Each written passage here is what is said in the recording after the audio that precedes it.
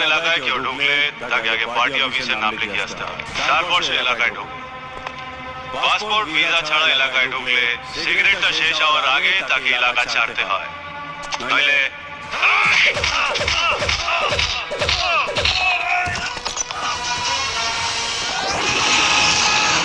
তুই জানিস না তুই কি ভুল করছিস। ভুল নক্ষত্রে জন্ম আমার, জীবনে অনেক ভুল করেছি।